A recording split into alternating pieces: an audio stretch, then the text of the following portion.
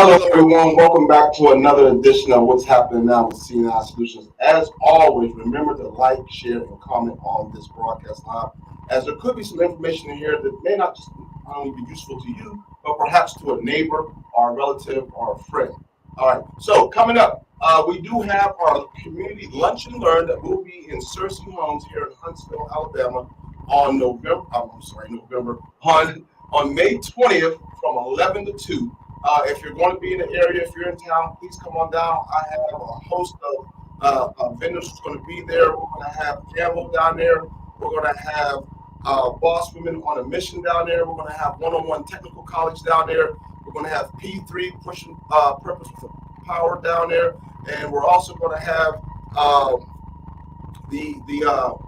don't know how I would say them, but uh, it's gonna be great. It's gonna be great when you come on down there. Okay. Also, don't forget for those who are looking to start their entrepreneurship journey and try to become business owners, we do have our class starting on the 31st, on the 30th of this month here at CNI Solutions. So please go online and sign up if you had not had the chance to do so. All right.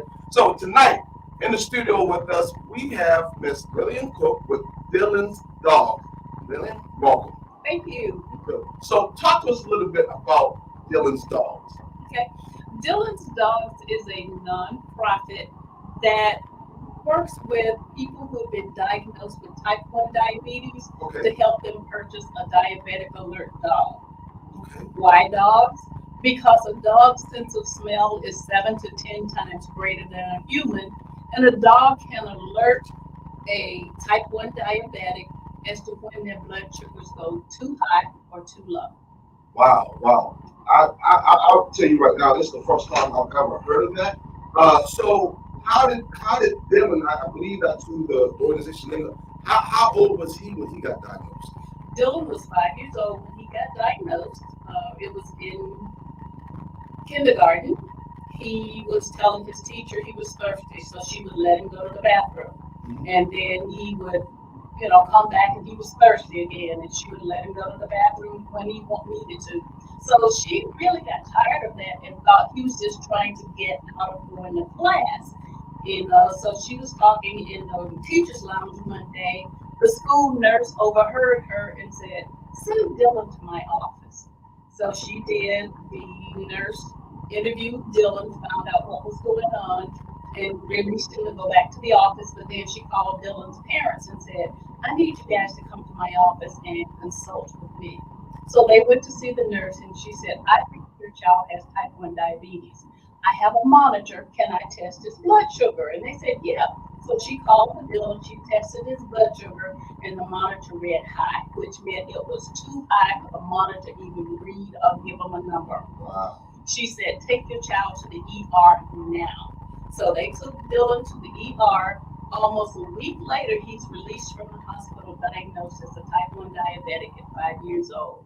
So now he has to take insulin every day. He has to prick his fingers several times a day. And that was devastating for him, his parents. Right.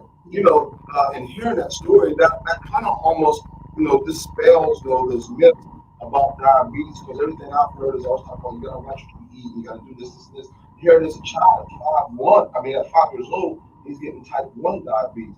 So these dogs, are they special kind of dogs? Are they any breed, or what breed of dogs do they use for this?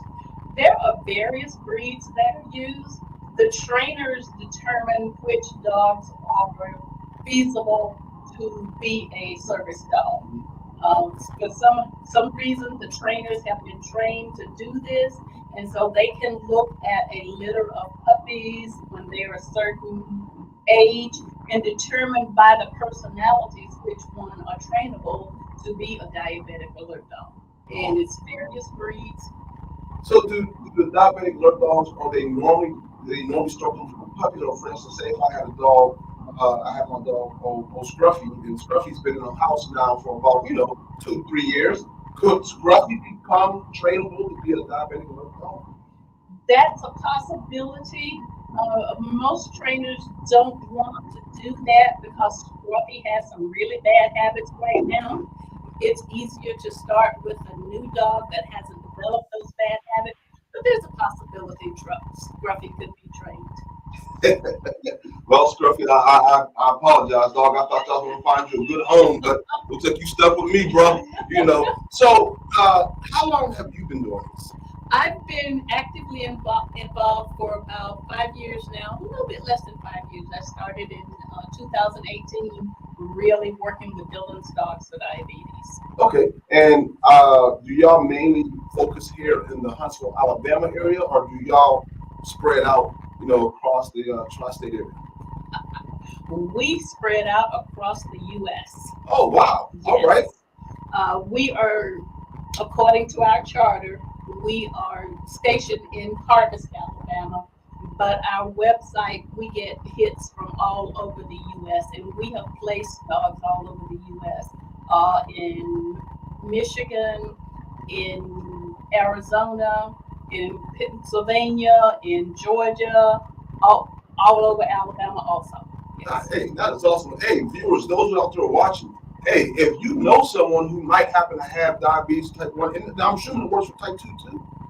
Does it work for type 2 diabetes as well? It's probably a little bit different for type 2, but the dogs we work with, the trainers we work with, train especially for type 1. For type 1, hey, if you know someone out there, a child or an adult that has type 1 diabetes, and you think this is something that they can use, please reach out. Please reach out to Dylan's Dogs and make contact, because as you heard it, they will reach out to you if you're in Pennsylvania, Texas, California, Georgia. They make their rounds around. So how many dogs have y'all given out so far? Or I shouldn't say given out, but how many dogs have y'all placed? We have helped to place 14 dogs around the U.S. When Dylan was first learned about diabetic alert dogs, he was probably about 8 years old, and he learned of the cost. But he wanted one because his parents were setting an alarm every 2 hours to wake up to go check on him in the middle of the night, because children with type 1 diabetes can go into a diabetic coma in the middle of the night if their blood sugar dips too low. Right. And so I've heard of lots of parents that set their alarms 2 to 3 hours. They wake up, they go check on the child, make sure the child is okay. If the blood sugar is too low, they give them something to bring it back up. And so Dylan was about 8 years old when he and his dad learned about diabetic alert dogs and the cost of them, because they're not cheap. And so Dylan went, "Hey, Dad, we can get a couple of lawnmowers and cut grass." And his dad, "Do you know how many lawns we would have to cut?" But John did interview several trainers around the U.S. and settled on Lily Grace Service Dogs in Utah. Okay.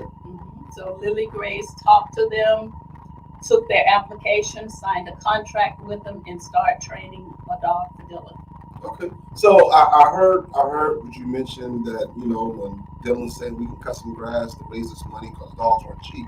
Now I'm gonna be honest with you. I'm a frugal type kind of guy. So when you talk about something being expensive, to me, expensive is like $700, because I ain't paying $700 for nobody's dog now. So what service dog like this actually costs somebody to use?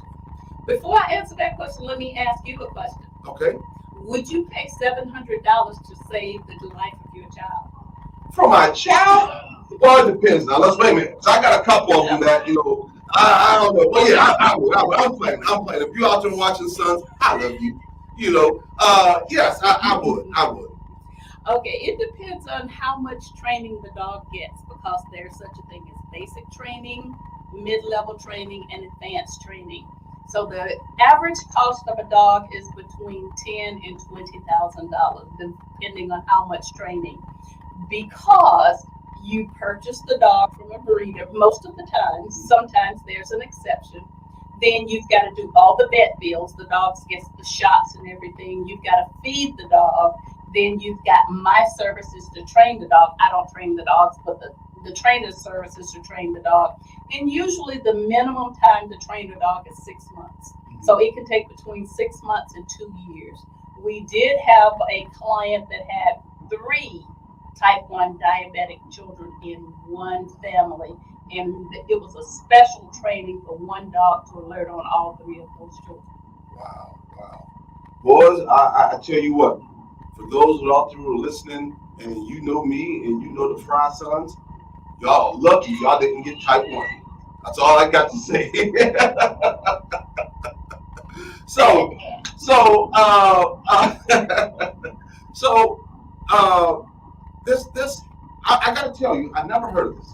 I've seen service dogs, and I've seen, different types. I did not know there were dogs to alert parents or grown-ups when their child has something going on. I know you had mentioned earlier. I think when you said when Dylan came home, the dog had alerted the parents when they had a seizure. Mm-hmm. What took place there? Okay, well, Dylan woke up in the middle of the night.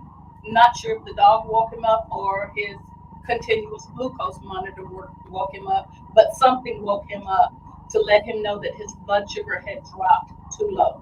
Mhm. Dylan got out of bed to go to the kitchen to get something to bring his blood sugar up. Before he could make it to the kitchen, he passed out and started having a seizure. The dog, Theo, his name is Captain Theodore Lancaster. Wow. All right. Theo ran, jumped up his parents' bed, and woke up his dad. His dad comes out, sees Dylan having a seizure in the middle of the floor, yells at his wife to call 911, and 911 comes and they rush him to the emergency room. And he was in the hospital overnight and he recovered. But had it not been for Theo, who knows what would have happened. Wow, that is amazing. That is amazing. So when you're dealing with service dogs, and I don't know much about service dogs now, in particular, we're talking about a diabetic service dog. Are there any particular do's and don'ts? If I see someone with a diabetic service dog, can I go up there and play with them and give them some ice cream, or what are some do's and don'ts when you're dealing with a diabetic dog? No, you cannot. No, I'm kidding. One of the don'ts is if the dog is wearing a service vest, it is working. Okay. So you don't pet it, you don't give it anything to eat, you just ignore the dog basically. Because the dog is trying to focus on its human. Mm-hmm. And typically, most owners will let little children pet the dog because the dog realizes it's been trained. But for adults, don't pet the dog. Don't give it anything to eat because the dog is working. If you own a diabetic service dog, then you treat the dog as if it's working. If you have another dog in the home, you treat them different. You do not treat this dog as a pet.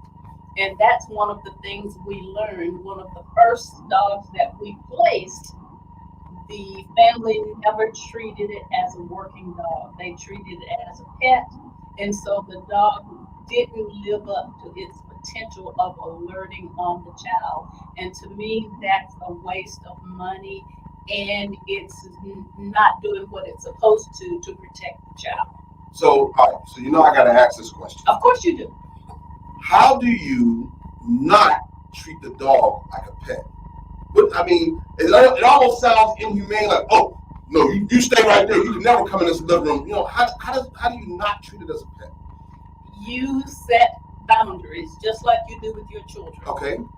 You know which child does better with encouragement and which child does better with maybe a little more discipline. And so you can do the same with the dogs. As long as the dog has the vest on, you kind of, to let that dog know what he or she is not supposed to do. And the dog has been trained by the trainer. But once you take that vest off, then the dog realizes it's no longer working. So I can play now. Okay, that is interesting. So, with such a high price tag for a service dog, and I would imagine a lot of service dogs are probably in that price range. Is there any type of I don't want to say warranty? And let me give you a scenario. I purchased a service dog, and I just paid $20,000 for the training, the dog, the whole kit and caboodle. I got the dog back home, and 6 months later, it passes away. Do I need to pay another $20,000 again to get another dog trained, or is there like a discounted rate or something like that? I'm going to give you the schoolhouse answer, and that is it depends. Okay. I'm going to say probably not, because most reputable trainers will work with you on getting a second dog and not charging you that full price. Okay. That kind of happened to Dylan. Dylan's first dog was Jack, and Jack was an older dog when he got it. I'm not sure how old Jack was, but not very old. But I found out later that chocolate labs are prone to certain types of cancer. And so Jack developed that cancer and it metastasized pretty quickly, so he had to be put to sleep. So when the trainer heard about this, she told Dylan, I will train another dog for you. I will charge you the cost of the dog, the vet bills, and the food, but I will not charge you for my service. So Dylan got his second dog at a ridiculously reduced price. So that's why I say it depends on the trainer and what they're willing to do for the client. So I tell you what, I know for all those out there reviewing this, and you might happen to know somebody who needs this dog, I bet you're saying the same thing I'm saying. I want that trainer's number. You know, I want to know who that trainer is, because if I drop $20,000 and something goes wrong, I don't want to have to drop another 20. I would like to have that reduced rate, just to get another dog in the service. That trainer is Lily Grace Service Dogs, and she's in Utah. Hey, did y'all hear that? Lily Grace Service Dogs in Utah. I'm flying over Utah here in a couple of weeks. I might have to make a pit stop there before I head on to the West Coast. But hey, I think that is awesome that she did that. I really do. I think that is awesome. So when are you aware, or do you know of any other organizations that's here in the state of Alabama who are doing what you guys are doing? To be honest with you, I do not know of any. Dylan's Dogs was started by Dylan at 9 years old and his dad. Mm-hmm. His dad is my pastor. Okay. And for those of you who might not know my pastor, he's about 2 sandwiches shy of a picnic, but we love him. But he and Dylan were doing all of this, and we didn't get the word out very well. So after I got involved, we added more people to our board of directors. We updated our website. We are posting constantly to our social media sites. We're trying to let the community know that we are here, the services we provide. In addition to placing dogs, I like to go talk to organizations and let them know we're here. Tell them about the symptoms of type 1 diabetes and what they need to look for in their children or adults and different things like that. For instance, I volunteer with the Alzheimer's Association, and I've gone to the Sheriff's Academy to brief, so that when they go out and they see an older person acting crazy, they will know the symptoms of dementia and may not treat that person like they would a normal person. Okay. So the same thing would happen with type 1 diabetes. So let me ask you this. How can I say this? When Dylan was going through school, how tough was it for him to have a service dog in school? Especially like first grade, second grade, third grade. Dylan is what do you call him? The person who breaks through the ice. Dylan is he set the standards, let's put it that way. After he got Jack, his first dog, when he was 8 years old, he was going to Monrovia Elementary, I do believe, and he had to work with the school board in order to have the service dog there every day. So they helped write the standards as to how service dogs would be treated and everything. So Dylan paved the way for that for other service dogs. Wow.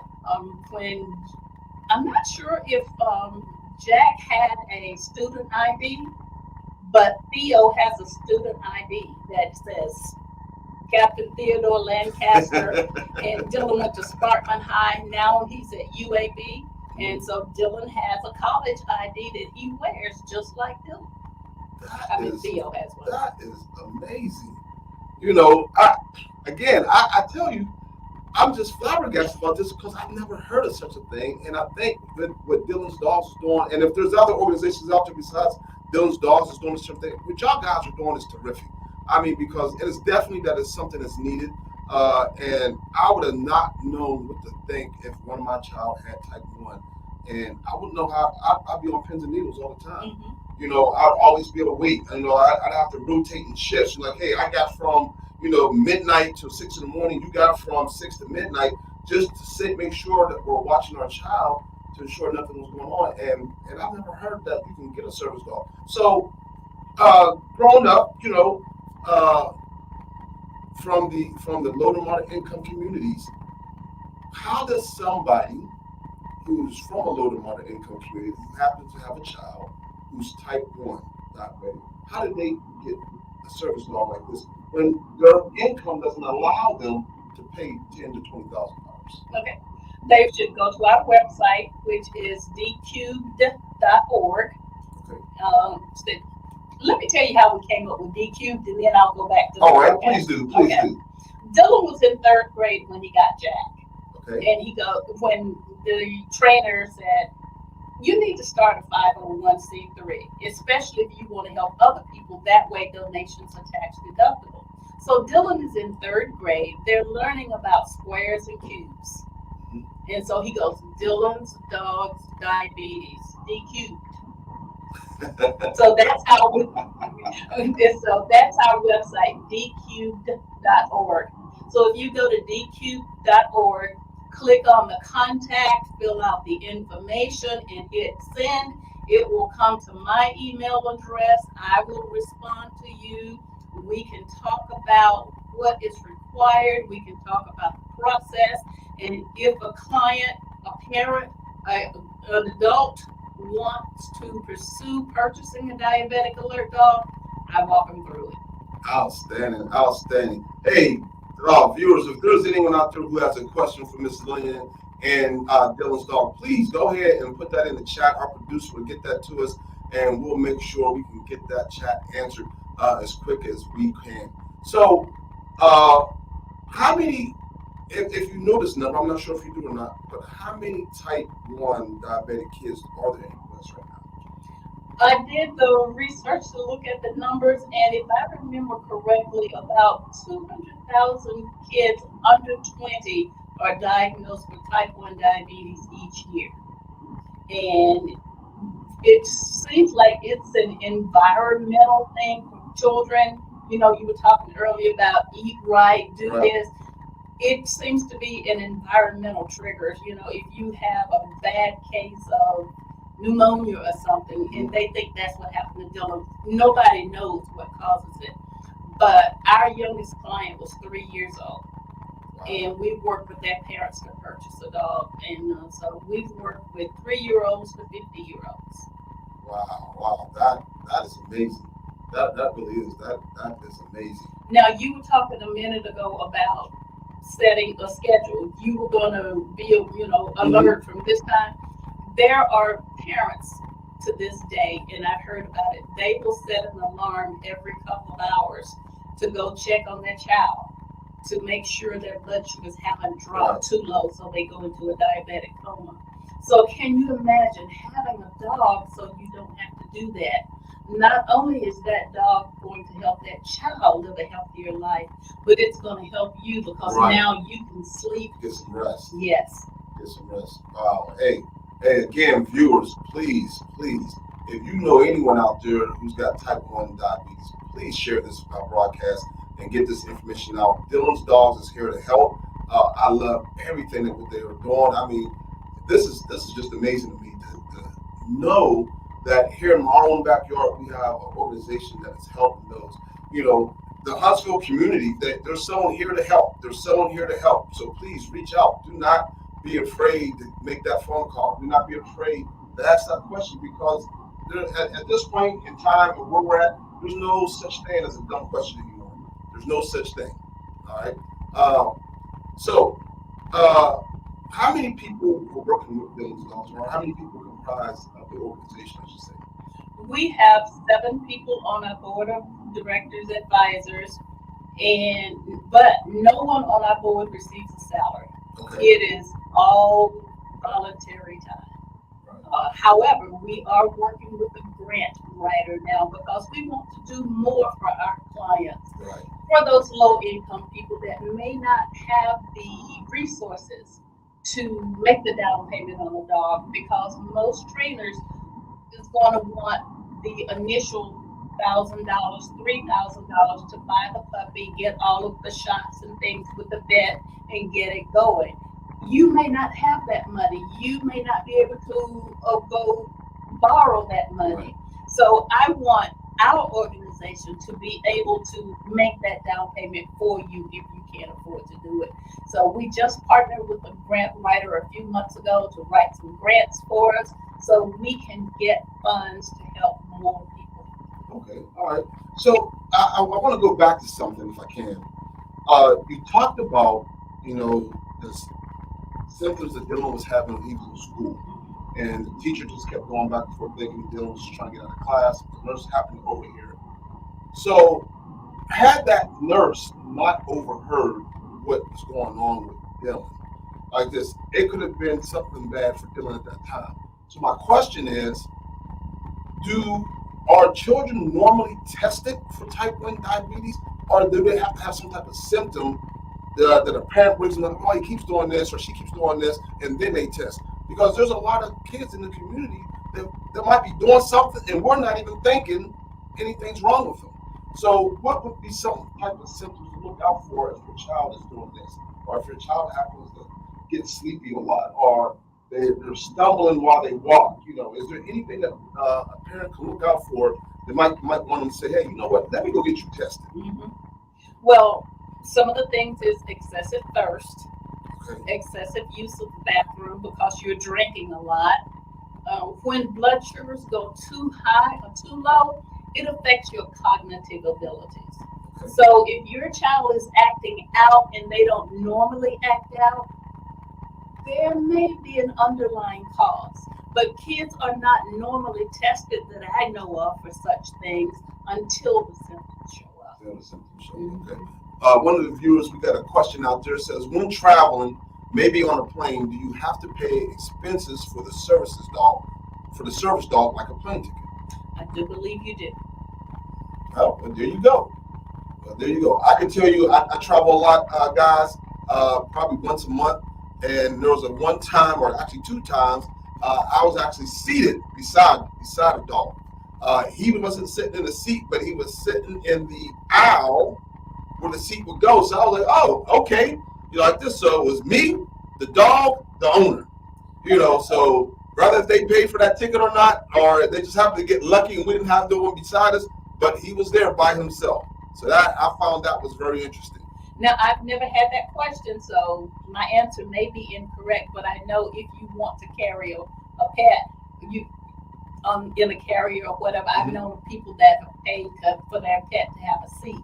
But if the dog is not going to have a seat, I'm really not sure about that. But you just have to check with the airline. Okay, all right, good deal. So, what's coming up? What does Dylan's Dogs got coming up? What's new? Okay. The next fundraiser we have coming up will be a virtual 5K in November. November is Diabetes Awareness Month, and we do about 2 fundraisers a year to help defray the cost of running a 501c3 and to try to have some funds available to help our clients. I have never planned, executed a virtual 5K. However, I've heard about them. And so all I'm doing now is trying to find a couple of sponsors. If I can find a sponsor or 2 sponsors that will cover the upfront cost, then we will plan a 5K virtual run. So you can run on your treadmill at home. You can run at the gym and just keep track of it. And we will have a reporting mechanism where you do that. We will have shirts to give you. We will have prizes to give you once I find that sponsor. Outstanding. Hey, those of you out there listening, those who are watching, hey, if you know someone who could be interested in helping, supporting, and sponsoring Dylan's Dog Fest, please get this information to them. please get this information to them. So go ahead. If I get a sponsor, we will put the sponsor's logo. We will do a new vest for Dylan. I mean for Leo, who wears a diabetic alert dog vest, a service vest. We will put the sponsor's logo on that vest. Oh, okay. And everywhere Dylan goes, as long as Theo is alive, or until we get a new sponsor for a new event, or maybe we'll just start adding sponsors. Adding on there. Mm-hmm. Wow. Your business will be advertised. That is awesome. So Dylan, what we're gonna need for you to do, we're gonna need you to get out of that seat in that school and start walking around everywhere. Yep. We're gonna need you to start taking trips. We're gonna need you to get on boats. We're gonna need you to go overseas. We're gonna need you to do a whole lot of traveling so we can get that sponsorship logos out there, put out there into the universe, so someone can say, "Oh wow, they actually sponsored this dog." That is awesome. I think that is an awesome idea, and any company, they would love that because they always like to, have that sponsorship. They like to have their name out there. They like to have their logos out there. So I think that is actually all right to do something like that. Good job. So anything that you would like to add? Anything else you would like to add? Well, we are always looking for sponsors or donors. We had an anonymous donor that donated $11,000 one year through the trainer, and he said, "I've got $11,000 I want to give to somebody," and she said, "Give it to Dylan's dogs." He would not let us know it was. He didn't even want a tax deduction. Oh wow! So if we've got some philanthropic friends out there, I will take any donation from $5 to $50,000.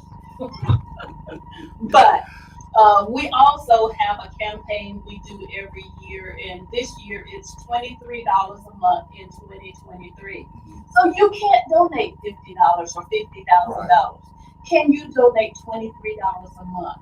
Can you donate $10 a month? If so, go to dq.org and click on donate. If you click on donate, it goes through PayPal. You can set up a monthly recurring payment. If you click on the credit card icon, then you can use your credit card. So you can do either. Outstanding. Hey, Lillian, I appreciate you coming in this evening and sharing this with us. I mean, it's amazing what Dylan and the organization is doing. I love the fact that we now have service dogs that are helping children, because that is very, very important. So thank you for sharing that. Thank you for letting our viewers know what is out there and how to get in contact with you guys if they happen to need someone who needs a dog for service dogs for diabetes type 1. Hey, folks, we appreciate everything that you all have done. Please share this and comment as you will. There could be someone who can use this information. And as always, your yesterday is not your today, and your today is not your tomorrow. Good night.